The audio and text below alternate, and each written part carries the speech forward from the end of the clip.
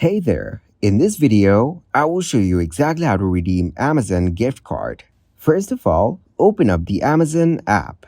In the top right corner of the Amazon homepage, you will see a button that says Account and Lists. Tap on it. You should see a section for Amazon gift cards, or tap on Redeem a gift card. After entering the code, click or tap the Apply to your balance button. Amazon will verify the code, and if it's valid, the gift card balance will be added to your Amazon account. Then get back to Settings and tap on Your Account. Now scroll down in Your Account and click on Product Vouchers.